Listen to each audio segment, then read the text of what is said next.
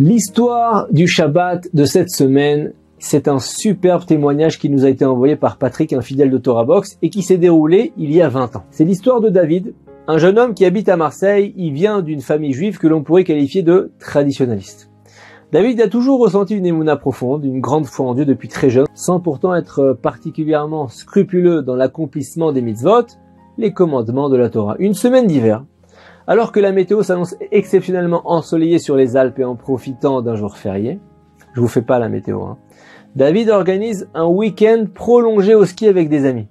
L'hôtel est réservé, la bande de copains prend la route tôt le matin et arrive 4 heures plus tard à destination. Une fois la chambre prise et les bagages déposés à l'hôtel, les jeunes gens chaussent rapidement leurs skis et partent avec impatience dévaler les pistes enneigées. Le week-end se passe à merveille. Les journées sont radieuses et ils profitent d'une poudreuse magnifique.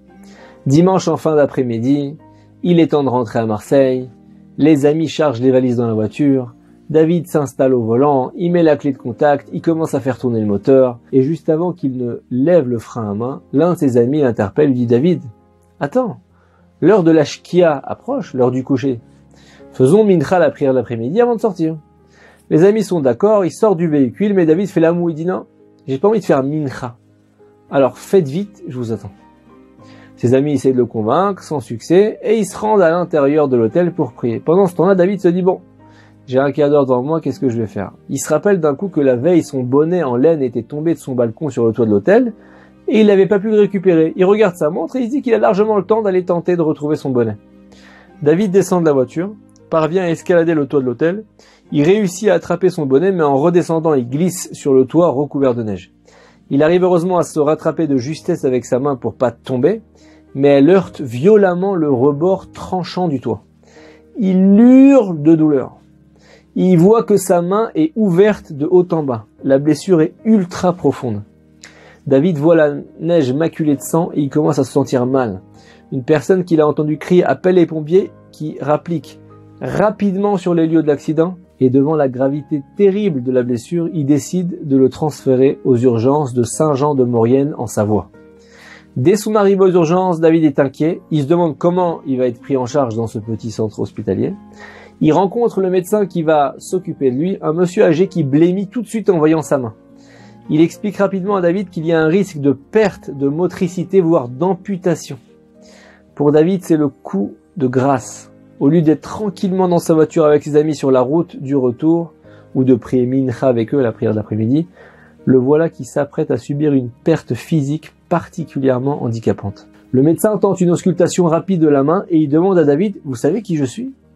David, il est pratiquement inconscient, il est nerveux. Il dit « Pas du tout, je suis pas d'ici, comment vous voulez que je sache qui vous êtes ?» Le médecin âgé reprend la parole. Il dit « Je suis le professeur Armand de l'hôpital de Grenoble. Vous savez, à mon âge, je ne fais plus de garde aux urgences. Normalement, ce soir, c'était un étudiant interne qui devait être de garde. Mais il a eu un petit garçon hier et il m'a demandé si je pouvais exceptionnellement le remplacer aujourd'hui. J'étais pas très enthousiaste. Faire une garde de nuit comme ça à mon âge.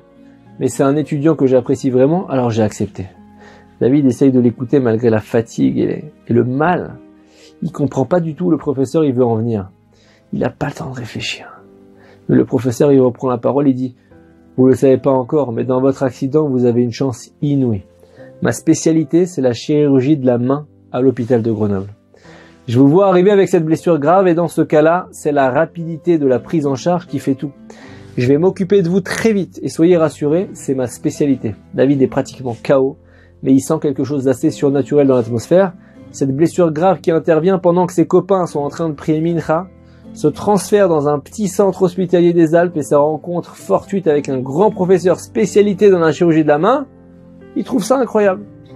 Pendant ce temps-là, le professeur ne perd pas une seconde, il sort tout le matériel, démarre les soins. Après 1 heure d'intervention, David ressort recousu avec un gros bandage de l'hôpital. Le pronostic du médecin est très rassurant. Il lui dit après une convalescence de quelques semaines, il n'y aura aucune séquelle. Le professeur Armand n'arrive pas à croire qu'il ait eu à recourir à son expertise pour un cas grave pendant cette nuit, seul, qui s'annonçait pourtant très calme. Comment est-ce qu'il aurait fait l'interne s'il était là? Le professeur Armand était vraiment le seul à pouvoir traiter la blessure profonde et dangereuse de David. Il est certain que David a miraculeusement évité l'amputation.